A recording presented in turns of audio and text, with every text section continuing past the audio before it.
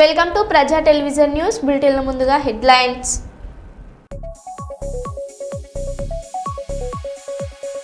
Gun park BC sub plan అమలు చేయాలని demand చేస్తూ గన్ పార్క్ వద్ద బీఆర్ఎస్ ఎమ్మెల్యేలు ప్లకార్డులతో నిరసన.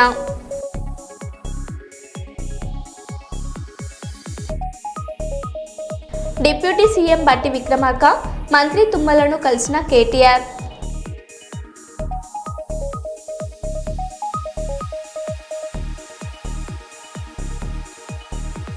విశాఖలో ట్రాన్స్జెండర్స్ కి ఆటోలు పంపిణీ చేసిన మంత్రి డోల శ్రీ బాల వీరాంజనేయ స్వామి.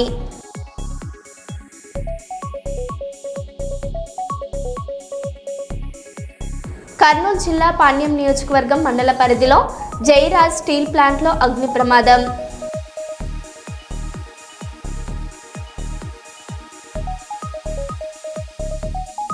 హైదరాబాద్ ముషీరాబాద్లో కల్తీ గడువు ముగిసిన ఐస్ క్రీమ్ను తయారు చేస్తున్న కేంద్రంపై టాస్క్ ఫోర్స్ దాడులు చేసి ఒకరిని అరెస్ట్ చేశారు. ఇక వివరాల్లోకి వెళ్తే, మాజీ మంత్రి జీవన్ రెడ్డి పార్టీకి రాజీనామా చేయడం సరైన నిర్ణయం కాదని TPCC general secretary Chenagani Dayakar అభిప్రాయపడ్డారు.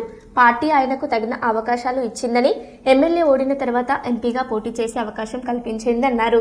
ఈ వయసులో పదవి వ్యామోహం కంటే యువతకు ఆదర్శంగా నిలవాల్సిన అవసరం ఉందని వ్యాఖ్యానించారు. మాజీ మంత్రి వర్యులు టి జీవన్ రెడ్డి గారు కాంగ్రెస్ పార్టీకి రాజీనామా చేయడం అనేది సరైన నిర్ణయం కాదనేది మా అభిప్రాయం. జీవన్ రెడ్డి గారికి కాంగ్రెస్ పార్టీ ఎన్నో అవకాశాలు ఇచ్చింది, ఎన్నో పదవులు ఇచ్చింది. 75 ఏళ్ల వయసులో కూడా తన పదవి వ్యామోహంతోనే ఆరాటపడడం అనేది సరైన నిర్ణయం కాదని భావిస్తా ఉన్నాం. కాంగ్రెస్ పార్టీ కోసం 10 ఏళ్లుగా అనేక మంది కార్యకర్తలు, మాలాంటి వాళ్ళం యూనివర్సిటీలలో అనేక పోరాటాలు, నిర్బంధాలు, జైలు జీవితాలు గడిపి నేటికి కూడా మాకు రాజకీయ పదవులు రాకున్నా కూడా పార్టీ కోసం, పార్టీ యొక్క అభివృద్ధి కోసం నిరంతరం మేము పనిచేస్తా ఉన్నాం. మీలాగా మేము నిరాశ చెందలేదు. మాలాంటి యువతరానికి మీరు సలహాలు, సూచనలు, ఒక స్ఫూర్తిగా నిలవాల్సిన మీరు ఈరోజు కాంగ్రెస్ పార్టీకి రాజీనామా చేసి వెళ్లడం అనేది సరైన అభిప్రాయం కాదనేది మేము భావిస్తా ఉన్నాం. కాంగ్రెస్ పార్టీ అనేక మందికి అవకాశాలు ఇచ్చింది, అనేక మందిని నాయకులుగా తయారు చేసినటువంటి ఘనత కాంగ్రెస్ పార్టీకి దక్కింది. కాబట్టి జీవన్ రెడ్డి గారిని చివరి క్షణం వరకు కాపాడుకోవడానికి కాంగ్రెస్ పార్టీ పెద్దలు, పిసిసి చీఫ్, ఏఐసిసి పెద్దలు, మంత్రులు కూడా తన గౌరవానికి భంగం లేకుండా అన్ని విధాలా కాపాడుకోవడానికి చివరి క్షణం వరకు ప్రయత్నం చేసినా కూడా జీవన్ రెడ్డి గారు తన ఏక నిర్ణయంతో పార్టీని విడిచి వెళ్ళడం సరైన నిర్ణయం కాదు. ఇవాళ కాంగ్రెస్ పార్టీకి లక్షలాది మంది కార్యకర్తలు ఉన్నారు.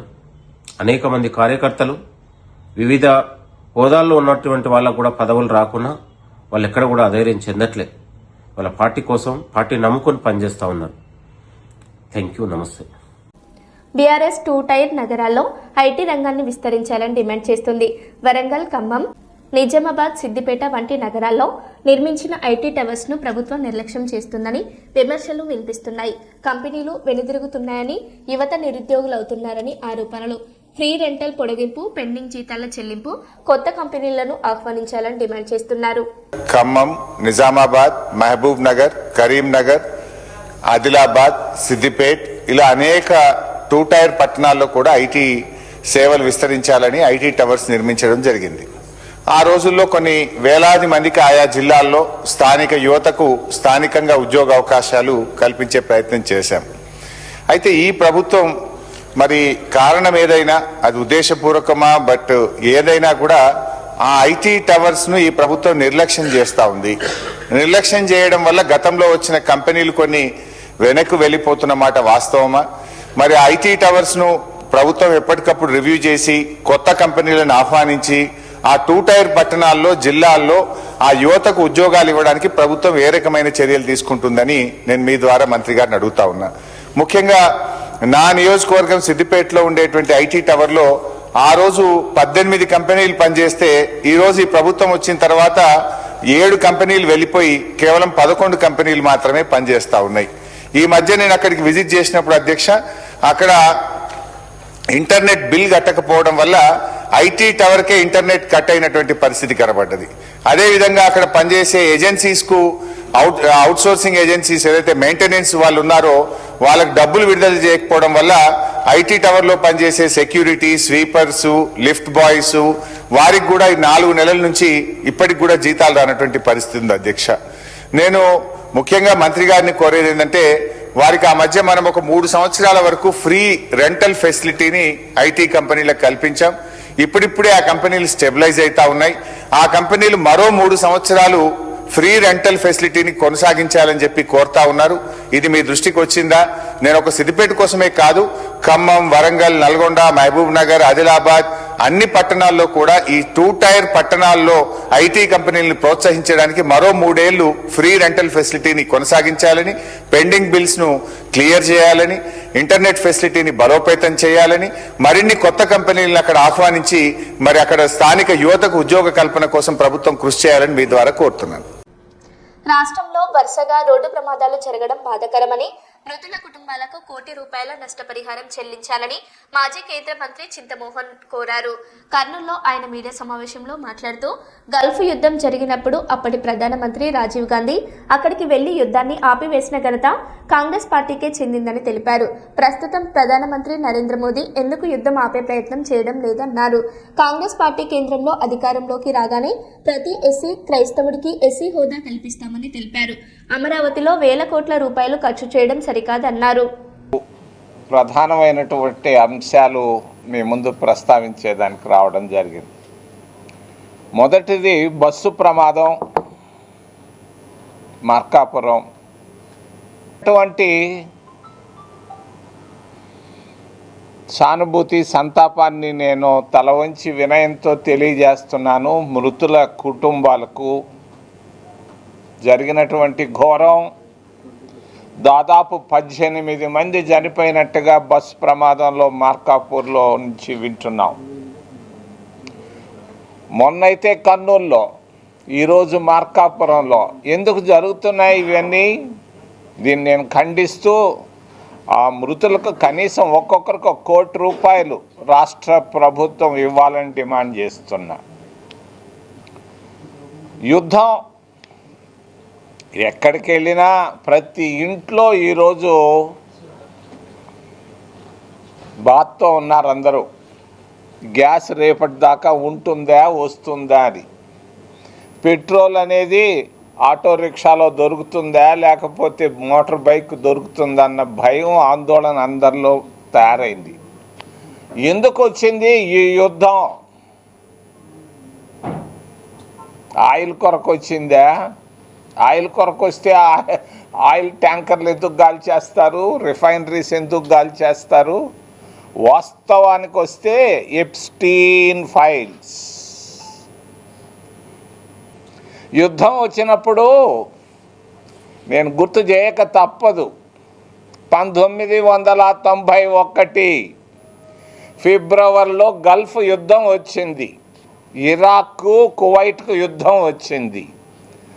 ఆ రోజు ఉన్నటువంటి సమస్య గ్యాస్ సమస్య వచ్చింది, పెట్రోల్ సమస్య వచ్చింది. ఆ రోజు మాజీ ప్రధానమంత్రిగా ఉన్నటువంటి రాహుల్ గాంధీ నాయన పరిగెత్తుకొని వెళ్ళాడు ఢిల్లీ నుంచి. ఢిల్లీలో కూర్చోలేదు నరేంద్ర మోడీ లాగా, పరిగెత్తుకొని వెళ్ళి మాస్కోకి వెళ్ళాడు. రష్యా అధినేత గార్బచేవ్ను కలిశాడు. గార్బచేవ్తో మాట్లాడి ఈ యుద్ధాన్ని మనం ఆపాలి అని చెప్పి బ్రతిమలాడి వచ్చాడు. అంతటితో ఆగలేదు ఆయన. యుద్ధం జరుగుతున్న స్థలానికి వెళ్ళాడు, టెహ్రాన్కి. ఫిబ్రవరి 24, 1991 మరి స్వర్గీయ రాజీవ్ గాంధీ టెహ్రాన్, ఈరోజు బాంబులు పడుతున్నాయి, మిస్సైల్ పడుతున్న స్థలానికి వెళ్ళి ప్రపంచంలో ఉన్నటువంటి అధినేతలందరితో మాట్లాడడం జరిగింది. కాంగ్రెస్ అధినేత ఆ రోజు రాజీవ్ గాంధీ, మరి సద్దాం హుస్సేన్తో కూడా మాట్లాడడం జరిగింది. ఆయన 4 రోజులు అక్కడ కూర్చొని మరి యుద్ధాన్ని 28 ఫిబ్రవరి 1991లో ఆపిన తర్వాతే అక్కడి నుంచి బయలుదేరి వచ్చాడు ఇండియాకి దుబాయ్ ద్వారా. 29లో మా ప్రభుత్వం రావడం ఖాయం. కాంగ్రెస్ పార్టీ ఢిల్లీలోనే కాదు, ఆంధ్రప్రదేశ్ రాష్ట్రంలో కూడా రావడం ఖాయం. వచ్చిన వెంటనే వ్యక్తిగతంగా నేను చెప్తున్నాను, మా పార్టీ పరంగా కాదు, చింతామోహన్గా ఖచ్చితంగా మా పార్టీతో మాట్లాడి రాజ్యాంగ సవరణ చేసి ప్రతి దళిత క్రైస్తవులకు దళిత స్టేటస్ను ఎస్సీ స్టేటస్ ఇప్పించేదానికి రాజ్యాంగంగా మరి అమెండ్మెంట్ని తీసుకొచ్చేదానికి నా ప్రయత్నాలు సాగిస్తాను. సఫలీకృతం అవుతాయి. తప్పనిసరిగా ప్రతి ఎస్సీ క్రైస్తవుడికి ఎస్సీ స్టేటస్ని ఇప్పించే బాధ్యత నేను తీసుకుంటున్నాను. మరి అమరావతి, రాయలసీమ, చంద్రబాబు నాయుడు రాయలసీమ చిత్తూరు బిడ్డే కానీ పొద్దున్న లేస్తే సాయంకాలం దాకా ఆయన అమరావతి అంటున్నాడు. వేల కోట్ల రూపాయలు అమరావతిలోనే ఖర్చు పెట్టుకుంటున్నాడు. ఎవరు? రామగుండం ఎమ్మెల్యే ఆదేశాల మేరకు సింగరేణి సంస్థ సౌజన్యంతో ఆలయ ప్రాంగణంలో పచ్చని చలువ పందిర్లో భారీ టెంట్లు, బారికేడ్లను ఏర్పాటు చేశారు. స్వామివారి కళ్యాణాన్ని ప్రజలు ఎలాంటి ఇబ్బందులు లేకుండా తిలకించడానికి ఎత్తైన స్టేజ్ను ఏర్పాటు చేశారు. కళ్యాణం అనంతరం క్యూలైన్ ద్వారా స్వామివారిని దర్శించుకోవడానికి ప్రత్యేక ట్రాక్ను ఏర్పాటు చేశారు. కోదండ రామాలయాన్ని కూడా సుందరంగా తీర్చిదిద్దారు. కాగా గురువారం Godavarikhani ACP Madatha Ramesh, 1 town CI Indrasenareddy, traffic CI Rajeshwararao, Kodanda Ramalayam chairman గట్ల రమేష్తో కలిసి కోదండ రామాలయంలో జరుగుతున్న ఏర్పాట్లను పరిశీలించారు. భక్తులకు ఎలాంటి ఇబ్బందులు కలగకుండా పోలీస్ శాఖ పరంగా చేయాల్సిన పనులపై చర్చించారు. ఈ సందర్భంగా కోదండ రామాలయం ప్రధాన ఆలయ అర్చకులు మధుసూదనాచార్యులు, చైర్మన్ గట్ల రమేష్ మాట్లాడుతూ శ్రీరామనవమి సందర్భంగా శుక్రవారం ఉదయం 11:30 గంటలకు శ్రీ సీతారాముల కళ్యాణాన్ని కన్నుల పండుగగా జరిపించడానికి అంతా సిద్ధం చేయమని, ప్రజలు అధిక సంఖ్యలో కళ్యాణానికి విచ్చేసి ఆ సీతారాముల ఆశీస్సులు పొందాలని కోరారు.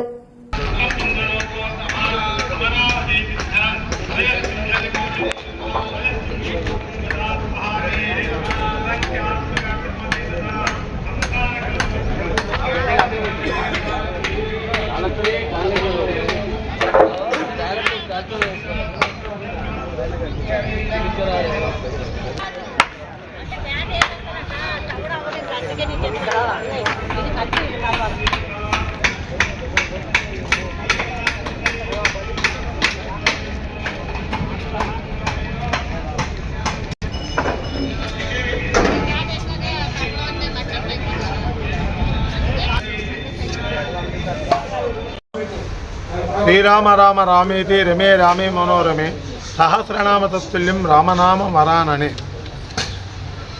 శ్రీ కోదండ రామాలయం గోదావరిఖని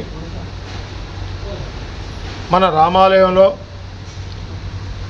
బ్రహ్మోత్సవాలు ఈ రోజు నుంచి ప్రారంభమైనాయి. గత 3 రోజుల నుంచి అధ్యయన ఉత్సవములు జరుగుతున్నాయి. ఈరోజు పొద్దున్నే ప్రాతకాలంలో చక్కగా 3:30 నుండే స్వామివారికి పంచకలశ స్నాపనం, నవకలశ స్నాపనం చేసుకొని స్వామివారి యొక్క పంచామృత అభిషేకం మరియు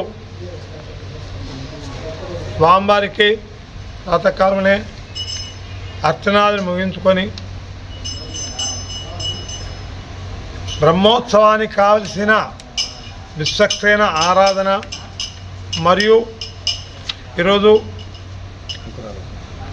స్వస్తివాచనం, ఆచార్యాది ఋత్వీకరణం, ముత్యంగ్రహణము, అంకురారోపణం, దేవతాహ్వానం ఇవన్నీ ఇప్పుడిప్పుడే ముగుస్తున్నాయి. ఇవన్నీ తర్వాత సాయంత్రము ఎదుర్కోలు ఉంటుంది. స్వామివారి యొక్క అంటే మిథిలానగరం నుండి స్వామివారు ఈ యొక్క గోదావరిఖనికి కళ్యాణ మహోత్సవంకు అయోధ్య నుండి మిథిలా నగరానికి, అంటే మనది గోదావరి కానీ మిథిలా నగరం, అయోధ్య నుంచి వేంచేసి స్వామివారికి మరి ఎంతో దూరం నుంచి వస్తున్నారు కాబట్టి వారికి వరాహ్వానం చేసుకుని ఇవన్నీ చేసుకుంటాం. రేపు ప్రొద్దున శుక్రవారం ఉదయం మళ్ళీ ధ్వజారోహణము, ధ్వజపట ఆదివాసము ఇవన్నీ ఉంటాయి. తర్వాత ఎవరైతే ధ్వజారోహణం చేసే ముందు పిల్లలు కాని వాళ్ళు ఎవరైనా ఉంటే గరుత్మంతుని యొక్క ఆరోహణ ఎప్పటి వరకు అని అంటే పటాదివాసము మళ్ళీ పౌర్ణిమ రోజు రాత్రి ధ్వజ అవరోహణం ఉంటుంది. అప్పుడు వరకు ఈ దేవతలందరూ ఇక్కడ 30 దేవతలు కూడా ఇక్కడ ఆవాహన చేశాం. అలాగే చెప్పన్న దేశాలను కూడా ఆవాహన చేశాం. అవన్నీ వచ్చి ఉన్నారు. ఆ రోజు వరకు ఇక్కడ కార్యక్రమాలు ప్రతిరోజు ఒక్కొక్క రోజు ఒక్కొక్క కార్యక్రమం ఉంటుంది. రేపు మధ్యాహ్నం ఈ పటాదివాసం అయిన తర్వాత, ధ్వజ ఆరోహణ అయిపోయిన తర్వాత 10:30 నుండి కళ్యాణోత్సవానికి పైకి కళ్యాణ మంటపానికి వెళ్ళి కళ్యాణ మహోత్సవం మిథిలానగరంలో కళ్యాణ మహోత్సవం అంటే గోదావరి కానీ ఒక మిథిలానగరం. అందులో మనకు జనక మహారాజు గారుగా అన్నీ చూసుకోవాలన్న అన్నీ కూడా మన ఎమ్మెల్యే గారు రాజ్ ఠాకూర్ గారు బ్రహ్మాండమైన ఏర్పాట్లు చేస్తూ చాలా చక్కగా అవన్నీ చేస్తున్నారు. అవన్నీ కూడా వారు మరియు మేయర్ గారు, ఇంకా డిప్యూటీ మేయర్ గారు, ఇంకా అతిథులు, అభ్యాగతులు అందరూ కూడా వేయించేసి కళ్యాణ మహోత్సవాన్ని చక్కగా మనం అందరం వీక్షించి మనం దిగ్విజయం చేసి శ్రీ సీతారామచంద్ర స్వామి వారి యొక్క పరిపూర్ణ ఆశీస్సులను మనం తీసుకొని ఆరోగ్య ఐశ్వర్యాలతో ఉండాలని కోరుతూ, అందరికీ కూడా రామచంద్ర వారి యొక్క ఆశీస్సులు ఉండాలని కోరుతూ జై శ్రీమన్నారాయణ. జై శ్రీరామ్. జై లోక కళ్యాణార్థం సీతారాముల వారి కళ్యాణం భారతదేశం ప్రపంచవ్యాప్తంగా రంగరంగ వైభవంగా చేయడంలో భాగంగా మన గోదావరికని శ్రీ కోదండ రామాలయంలో రేపు ఉదయం 11:30 సీతారాముల వారి కళ్యాణం కన్నుల పండుగగా జరిపించడం జరుగుతుంది. ఇక్కడ మా శాసనసభ్యులు రాజ్ ఠాకూర్ మక్కాన్ సింగ్ గారి నేతృత్వంతో ఇక్కడ భక్తుల సౌకర్యార్థం అనేక సౌకర్యాలు ఏర్పాటు చేయడం జరిగింది. ఈ కళ్యాణాన్ని అంగరంగ వైభవంగా నిర్వహించడానికి అన్నీ సిద్ధం చేశాం. తప్పకుండా ఇది కనుల పండుగగా తిలకించి ఆ స్వామివారి ఆశీర్వాదాన్ని పొందడానికి భక్తులందరూ కూడా పెద్ద ఎత్తున రావాలని ఈ సందర్భంగా కోరుకుంటున్నాం. Thank you. కమలాపూర్ మండలం బీజేపీ సీనియర్ నాయకులు బండి కలధర్ తల్లి ఇటీవల కాలంలో మరణించగా మల్కాజ్గిరి పార్లమెంట్ సభ్యులు బీజేపీ జాతీయ కార్యవర్గ సభ్యులు ఈటెల రాజేందర్ గూడూరు గ్రామానికి చెందిన కలధర్ కుటుంబాన్ని పరామర్శించి ప్రగాఢ సానుభూతి తెలియజేశారు. ఈ సందర్భంగా కుటుంబ సభ్యులకు ధైర్యం చెప్పి మరణించిన కలధర్ తల్లి ఆత్మకు శాంతి చేకూరాలని ప్రార్థించారు. పరామర్శించిన వారిలో కమలాపూర్ సర్పంచ్ పబ్బు సతీష్, బీజేపీ నాయకులు కొండం శ్రీనివాస్ యాదవ్, రత్నాకర్, బుర్ర కరుణాకర్, బాసిరి కిరణ్, కుమారస్వామి తదితరులు పాల్గొన్నారు.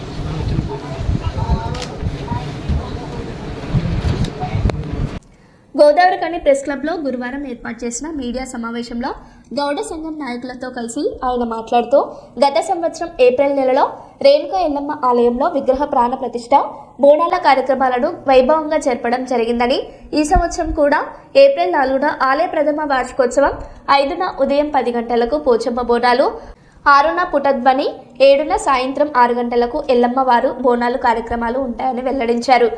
గౌడ కులస్తుల కులదైవంతో పాటు ఊరి దేవత అయిన రేణుక ఎల్లమ్మ తల్లి ఆలయ వార్షికోత్సవంలో మారు బోనాల కార్యక్రమంలో పుర ప్రజలు అందరూ పాల్గొనాలని కోరారు. మహిళలు బోనాలతో తల్లి రాగా గౌడ కుటుంబాలు బంధువర్గం అందరూ కార్యక్రమంలో భాగస్వాములై ఎల్లమ్మ తల్లి ఆశీస్సులు పొందాలని కోరారు. ఈ మీడియా సమావేశంలో గౌడ సంఘం నాయకులు కోట రవి గౌడ్, వంగ శ్రీనివాస గౌడ్, బాలసాని స్వామి గౌడ్, మండ రమేష్ గౌడ్, పొన్నం విజయ్ కుమార్ గౌడ్, గడ్డం రవి, పొన్నం అంజయ్య, అశోక్, బిందె నాగభూషణం, మాచిడి మహేందర్ గౌడ్, యాదగిరి భాస్కర్, బాలసాని కొమ్రయ్య, సత్తయ్య, శ్రీనివాస్, సురేందర్, కృష్ణమూర్తి, రాజయ్య, గోపి, నవీన్, రాజు తదితరులు పాల్గొన్నారు. ప్రతిష్టాపన చేయడం జరిగింది. ప్రాణప్రతిష్ఠ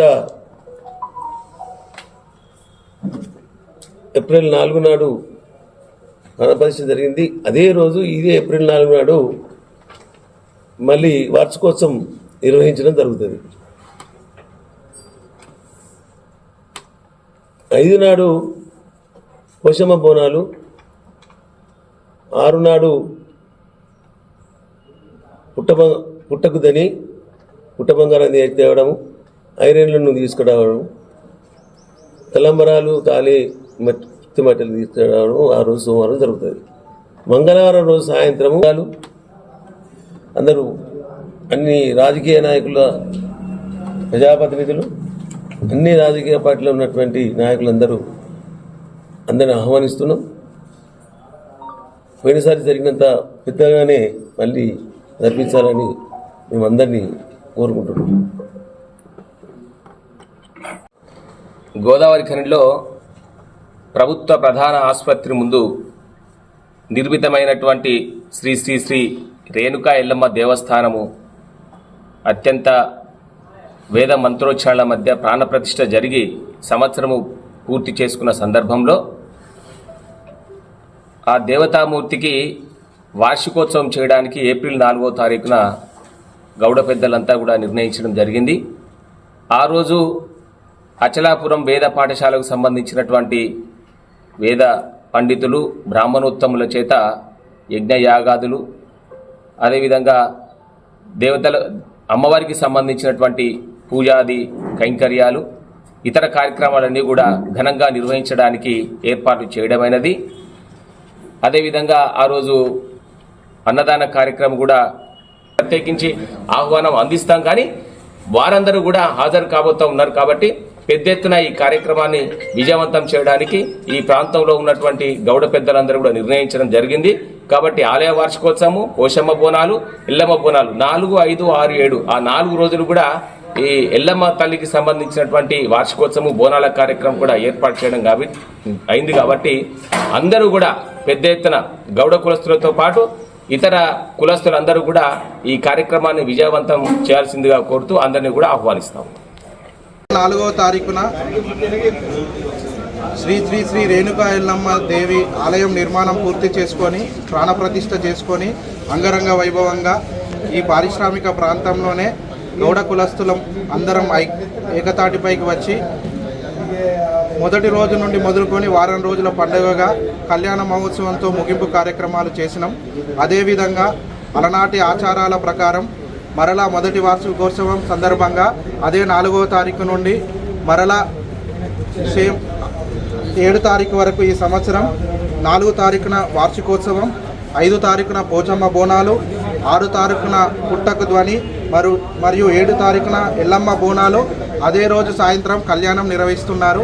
ఈ కార్యక్రమంలో మన శ్రీ శ్రీ శ్రీ రేణుకా ఎల్లమ్మ దేవాలయ ఉత్సవ కమిటీ మరియు రామగుండం పారిశ్రామిక ప్రాంతంలో ఉన్న గౌడ సంఘాలన్నీ మరియు మా యువజన సంఘం తరపున మేము ప్రతి ఒక్క గౌడ కుటుంబాన్ని, అదేవిధంగా సంపన్న వర్గాల ప్రజలను ఇదే వేదిక నుండి అందరినీ ఆహ్వానించి ఏదైతే పోయిన సంవత్సరం ఏ విధంగానైతే అందరం మన ఐక్యతను చాటినామో అదేవిధంగా ఈ సంవత్సరం కూడా అందరం అన్ని కార్యక్రమాలలో పాల్గొని ఈ కార్యక్రమాన్ని విజయవంతం చేసి ఆ రేణుకా ఎల్లమ్మ తల్లి ఆశీస్సులు సబ్బన్న వర్గాలకు ఉండాలని కోరుతూ జై గౌడ, జై గౌడ. హైదరాబాద్ ముషీరాబాద్లో కల్తీ కడువు ముగిసిన ఐస్ క్రీమ్ను తయారు చేస్తున్న కేంద్రంపై టాస్క్ ఫోర్స్ దాడులు చేసి ఒకరిని అరెస్ట్ చేశారు. హైదరాబాద్ సిటీ కమిషనర్స్ హెచ్ఫాస్ టీం మరియు GHMC food safety officer B Sahithi గారితో కలిసి సంయుక్తంగా ముషీరాబాద్ పోలీస్ స్టేషన్ పరిధిలోని బాపూజీ నగర్లో ఉన్న బ్లూబెల్స్ ఐస్ క్రీమ్ తయారీ కేంద్రంపై ఆకస్మిక దాడులు నిర్వహించారు. ఈ దాడిలో ఎటువంటి చెల్లుబాటు అయ్యే లైసెన్స్ లేకుండా అత్యంత అపరిశుభ్రత వాతావరణంలో గడువు ముగిసిన ముడి పదార్థాలతో ఐస్ క్రీంలు తయారు చేస్తున్న పట్టాల అశోక్ అనే వ్యక్తిని పోలీసులు అదుపులోకి తీసుకున్నారు.